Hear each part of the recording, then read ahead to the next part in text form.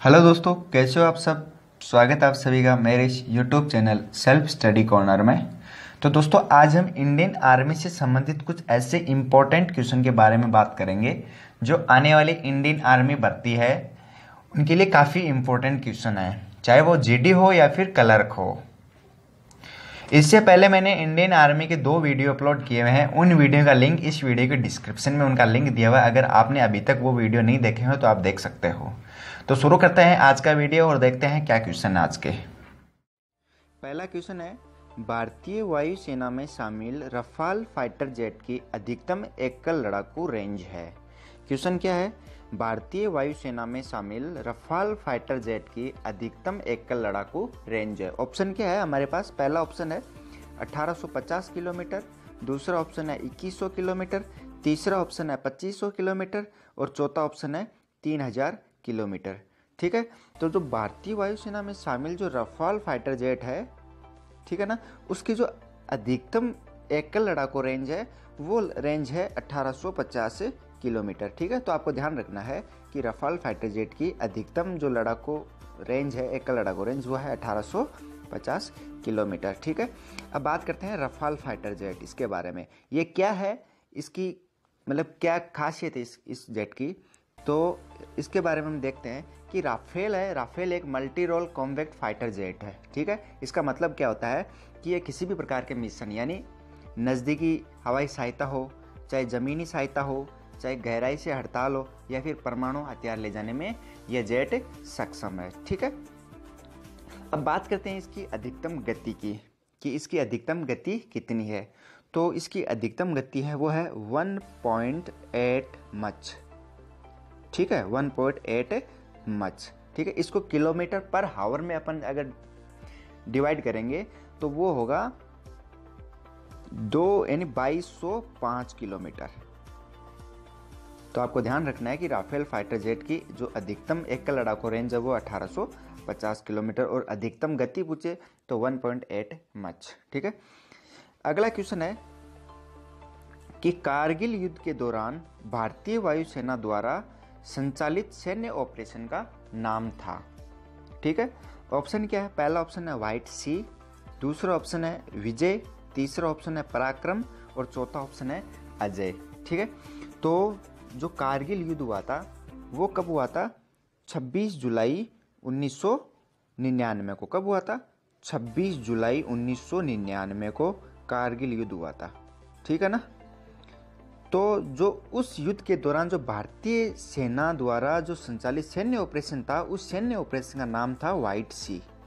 ठीक है ना, ये व्हाइट सी क्या था, इसका मुख्य उद्देश्य क्या था, क्यों बनाया ऑपरेशन, क्योंकि इसका मेन मुख्य उद्देश्य ये था कि जो पाकिस्तानी सेना है उनके नियमित और अनियमित सैनिकों को भारतीय क्षेत्र से ही खदेड़ना था। ठीक है ना, तो इसका मेन मुख्य उद्देश्य क्या था कि पाकिस्तानी सेना के जो नियमित और अनियमित जो सैनिक थे उन सैनिकों को भारतीय क्षेत्र से ही खदेड़ना था। तो ऑपरेशन का नाम क्या था, व्हाइट सी। ठीक है ना, अब बात आती है विजय की कि विजय, ऑपरेशन विजय क्या था। ठीक है ना, ऑपरेशन विजय क्या था। ठीक है ना, ये ऑपरेशन विजय भी कारगिल विश्व युद्ध के दौरान ही हुआ था। लेकिन बात करते हैं अपन वर्तमान में कि 26 जुलाई 2020 को संपूर्ण भक्ति कारगिल विश्व दिवस का आयोजन किया गया। कब, 26 जुलाई 2020 को। 26 जुलाई 2020 को संपूर्ण भारतीय कारगिल विश्व दिवस का आयोजन किया गया। क्योंकि 26 जुलाई 1999 को भारत सरकार द्वारा भारतीय थल सेना ने एक ऑपरेशन विजय के उपलक्ष्य में प्रतिवर्ष आयोजित किया जाता है। ठीक है ना, ऑपरेशन विजय क्या था कि जो 18,000 फीट से भी ऊपर बैठे दुश्मन, उनको खदेड़ना, उनको मारने में सक्षम जो था, जो ऑपरेशन सक्षम था, उस ऑपरेशन सक्षम का क्या नाम था, विजय था। ठीक है ना, उस कारगिल युद्ध के दौरान पाकिस्तान ने जो ऑपरेशन चलाया था उस ऑपरेशन का क्या नाम था, बद्र, यानी ऑपरेशन बद्र था। लेकिन ऑपरेशन विजय के सामने ऑपरेशन बद्र नहीं टिक सका। ठीक है, तो आपको ये चीज़ भी ध्यान रखना है। अगला क्वेश्चन है, डीआरडीओ की प्रयोगशाला जिसके द्वारा देश का प्रथम एंटी टॉर्पीडो डेको सिस्टम विकसित किया गया था। क्वेश्चन क्या है, डीआरडीओ की प्रयोगशाला द्वारा देश का प्रथम एंटी टोरपीडो डेको सिस्टम विकसित किया गया था।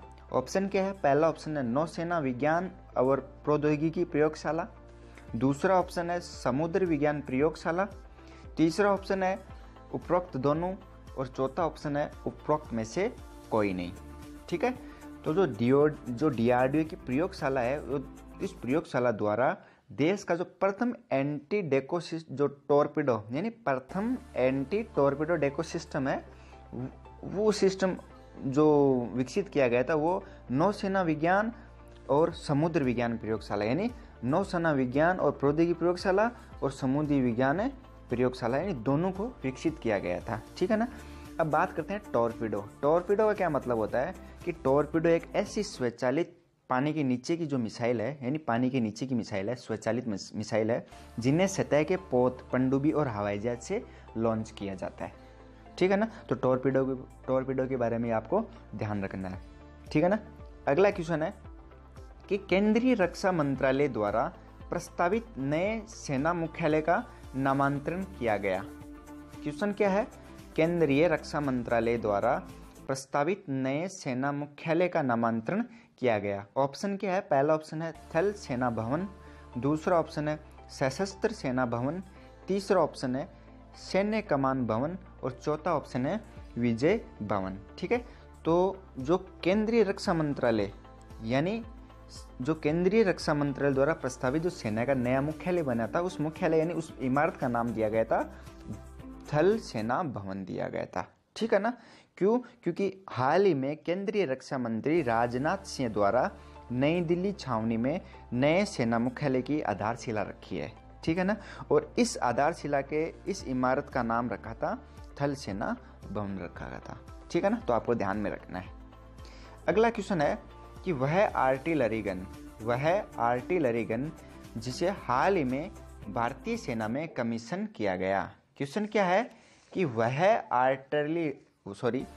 आर्टिलरी गन जिसे हाल ही में भारतीय सेना में कमीशन किया गया था। ऑप्शन क्या है? सरंग आर्टिलरी गन, दूसरा है वैष्णवी आर्टिलरी गन और तीसरा है अर्जुन आर्टिलरी गन और चौथा है ड्रैगनोव आर्टिलरी गन। ठीक है ना। तो जो यानी ये पूछ रहा है कि वह कौन सी आर्टिलरी गन है जिसे भारतीय सेना में कमीशन किया गया था। ठीक है ना। तो आपको ध्यान में रखना चाहिए कि वह जो आर्टिलरी गन थी वो थी सरंग आर्टिलरी गन थी। ठीक है ना, जिसे भारतीय सेना में कमीशन किया गया था। ठीक है ना। इसके बारे में हम थोड़ी डिटेल जान लेते हैं कि भाई 8 फरवरी 2020 को भारतीय सेना में कानपुर ऑर्डिनेंस फैक्ट्री द्वारा विकसित सरंग आर्टिलरी गन को कमीशन किया गया था। ठीक है ना। कौन सी आर्टिलरी गन को कमीशन किया गया था? सरंग। किसके द्वारा? कानपुर ऑर्डिनेंस फैक्ट्री के द्वारा। ठीक है ना। कब? 8 फरवरी 2020 को। तो ये भी आपको ध्यान रखना है। ठीक है ना। और इस आर्टिलरी गन की जो मारक क्षमता है वो है 39 किलोमीटर। ठीक है ना। मारक क्षमता कितनी है? 39 किलोमीटर। एक बात का और ध्यान रखना आपको कि कानपुर जो ऑर्डिनेंस फैक्ट्री है उसका संचालन कौन करता है? आयुध निर्माणी बोर्ड द्वारा इसका संचालन किया जाता है। ठीक है ना। जिसकी स्थापना कब हुई थी? जिसकी स्थापना हुई थी 1775 ईस्वी में फोर्ट विलियम कोलकाता में इसकी स्थापना की गई थी। ठीक है ना। तो जो भारतीय सेना जो वह आर्टिलरी गन जिसे हाल ही में भारतीय सेना में कमीशन किया गया था उस गन का नाम था सरंग आर्टिलरी गन था। ठीक है ना। और 8 फरवरी 2020 को भारतीय सेना में कानपुर ऑर्डिनेंस फैक्ट्री द्वारा इस गन को कमीशन किया गया था, विकसित किया गया था। ठीक है ना। और इसकी क्षमता कितनी है? जो मारक क्षमता है वो कितनी है? 39 किलोमीटर है। ठीक है ना। 39 किलोमीटर है। अगला क्वेश्चन है कि रक्षा क्षेत्र को बढ़ावा प्रदान करने हेतु डेफ एक्सपो 2020 का आयोजन किया गया। क्वेश्चन क्या है? रक्षा क्षेत्र को बढ़ावा प्रदान करने हेतु डेफ एक्सपो 2020 का आयोजन किया गया था। ऑप्शन है हमारे पास लखनऊ उत्तर प्रदेश, दूसरा ऑप्शन है ग्वालियर मध्य प्रदेश, तीसरा ऑप्शन है नागपुर महाराष्ट्र और चौथा ऑप्शन है अहमदाबाद गुजरात। ठीक है, जो रक्षा क्षेत्र को बढ़ावा प्रदान करने हेतु डेफ एक्सपो 2020 का आयोजन किया गया था, वो किया गया था लखनऊ यूपी यानी लखनऊ उत्तर प्रदेश में किया गया था। ठीक है ना, ये आपको ध्यान रखना है। यानी यह देश की सबसे बड़ी रक्षा प्रदर्शनी डेफ एक्सपो का आयोजन किया गया था। कब किया गया था? यह किया गया था 5 फरवरी 2020 को। ठीक है, 5 फरवरी 2020 को लखनऊ उत्तर प्रदेश में डेफ एक्सपो, देश की सबसे बड़ी रक्षा प्रदर्शनी डेफ एक्सपो का आयोजन किया गया था। इस प्रदर्शनी का मुख्य उद्देश्य क्या था कि स्टार्टअप इंडिया, स्किल इंडिया और मेक इन इंडिया जैसी पहलों के माध्यम से भारत को एक तकनीकी शक्तिघर बनाना, इसका मुख्य उद्देश्य यही था। तो ये चीज आपको ध्यान में रखना है। अगला क्वेश्चन है, वह पूर्वोत्तर राज्य जहां असम राइफल द्वारा अपनी तरह का प्रथम युद्ध स्मारक स्थापित किया गया था। क्वेश्चन क्या है? वह पूर्वोत्तर राज्य जहां असम राइफल द्वारा अपनी तरह का प्रथम युद्ध स्मारक स्थापित किया गया। ऑप्शन है, पहला ऑप्शन है असम, दूसरा ऑप्शन है नागालैंड, तीसरा ऑप्शन है मिजोरम और चौथा ऑप्शन है मेघालय। ठीक है ना, तो जो असम राइफल द्वारा अपनी तरह की प्रथम युद्ध स्मारक स्थापित किया गया था, वो किया गया था नागालैंड में। ठीक है ना, नागालैंड में किया गया था। कब? 30 जनवरी 2020 को। 30 जनवरी 2020 को। ठीक है ना, ये चीज आपको ध्यान में रखना है कि 30 जनवरी 2020 को असम राइफल ने पूर्वोत्तर राज्य नागालैंड में अपनी तरह से प्रथम राज्य युद्ध स्मारक केंद्र की स्थापना की थी। ठीक है ना, अब बात करते हैं असम राइफल की कि असम राइफल है, ये असम राइफल देश की सबसे बड़ी यानी सबसे पुरानी अर्धसैनिक बल है। ये चीज आपको ध्यान में रखनी है कि असम राइफल है वो देश की सबसे पुरानी अर्धसैनिक बल है और इसका एक उपनाम भी है, कछार लेवी। कछार लेवी उपनाम क्या है? कछार। ठीक है ना, कछार लेवी इसका उपनाम है। कई बार एग्जाम में पूछा गया ये क्वेश्चन कि असम राइफल का उपनाम अन्य नाम क्या है। ठीक है ना, तो आपको ध्यान में रखना है कछार लेवी। ठीक है ना, अगला क्वेश्चन है कि भारतीय नौसेना द्वारा मेडागास्कर में साइक्लोन डाइने आपदा राहत हेतु किस राहत बचाव ऑपरेशन का संचालन किया था। ठीक है ना, क्वेश्चन क्या पूछ रहा है? भारतीय नौसेना द्वारा मेडागास्कर में साइक्लोन डाइने आपदा राहत हेतु किस राहत बचाव ऑपरेशन का संचालन किया था। ऑप्शन क्या है? पहला ऑप्शन है मेडागास्कर, दूसरा है वेनिला, तीसरा ऑप्शन है डाइने और चौथा है विनेला। ठीक है ना, तो जो डाइने आपदा राहत हेतु जो बचाव जो ऑपरेशन का संचालन किया था, उस ऑपरेशन का संचालन किया था वेनिला। ठीक है ना, उस ऑपरेशन क्या नाम था? वेनिला था। ठीक है ना, तो ध्यान में रखना आपको वेनिला। कब? 29 जनवरी 2020 को। ठीक है ना, 29 जनवरी 2020 को। ठीक है ना, जो डाइने आपदा राहत हेतु एक राहत बचाव ऑपरेशन का संचालन किया था, उस ऑपरेशन का नाम वेनिला था, 29 जनवरी 2020 को। ठीक है ना, अब इसके बारे में थोड़ी सी डिटेल जान लेते हैं कि 29 जनवरी 2020 को भारतीय नौसेना ने डायना की आपदा राहत हेतु ऑपरेशन वेनिला का संचालन किया था। ठीक है ना, अब मेडागास्कर है कि मेडागास्कर क्या चीज़ है कि मेडागास्कर हिंद महासागर में स्थित एक द्वीप देश है। ठीक है ना, और दुनिया का चौथा सबसे बड़ा द्वीप है मेडागास्कर। तो ये भी चीज़ आपको ध्यान में रखना है। ठीक है ना, अगला क्वेश्चन है भारतीय वायुसेना द्वारा सुखोई MKI लड़ाकू विमान स्क्वाड्रन 222 टाइगर शार्क को स्थापित किया गया। क्वेश्चन क्या है? भारतीय वायुसेना द्वारा सुखोई MK लड़ाकू विमान स्क्वाड्रन 222 टाइगर शार्क को स्थापित किया गया है। ऑप्शन है, पहला ऑप्शन है तमिलनाडु, दूसरा ऑप्शन है कर्नाटक, तीसरा ऑप्शन है गुजरात और चौथा ऑप्शन है मध्य प्रदेश। ठीक है ना। तो ये पूछ रहा है कि भाई जो टाइगर शार्क है उसको मतलब कहाँ स्थापित किया गया था, कौन सा, सुकोई MK जो लड़ाकू विमान है स्क्वाड्रन 222। ठीक है ना। तो ये किया गया था तमिलनाडु में स्थापित किया गया। ठीक है ना। अब बात कर लेते हैं कि भाई 29 जनवरी 2020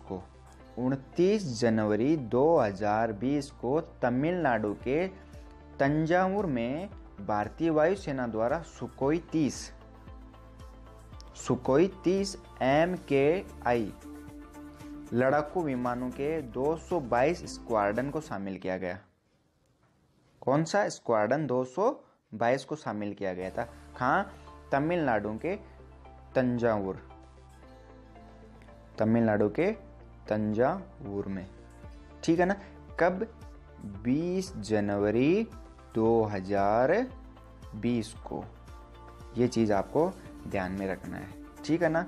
और इस स्क्वाड्रन को क्या नाम दिया गया था, टाइगर शार्क। ये भी आपको ध्यान में रखना है। ठीक है ना। अब बात करते हैं वर्तमान में कि वर्तमान में भारतीय वायुसेना है उसके पास कितने टाइगर स्क्वाड्रन है। ठीक है ना। तो जो वर्तमान में भारतीय वायुसेना में 12 टाइगर शार्क स्क्वाड्रन है। कितने हैं, 12। ठीक है ना। और इन्हें मतलब कहाँ तैनात किया गया है, एक तो पुणे में किया गया है, दूसरा हलवारा में किया गया है, तीसरा सिरसा में किया गया है, चौथा जोधपुर में और पांचवा तेजपुर में, छठा बरेली में और सातवां चबुआ में इनको तैनात किए गए हैं। ठीक है ना। तो ये भी चीज़ आपको ध्यान में रखनी है।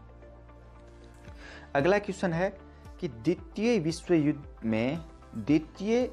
युद्ध में किस देश द्वारा पहली बार एंटी शिप मिसाइल विकसित की गई।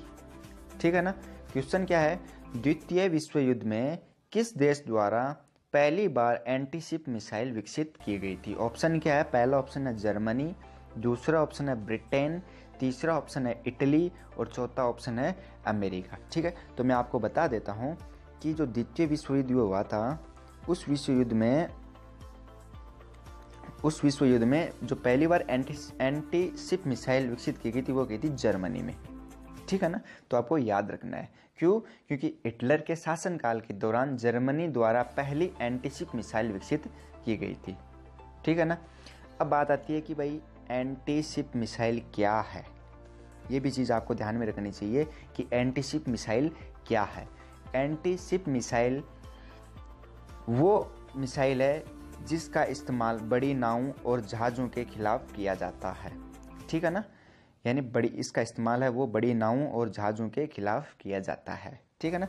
तो ये चीज़ आपको ध्यान में रखनी है। ठीक है।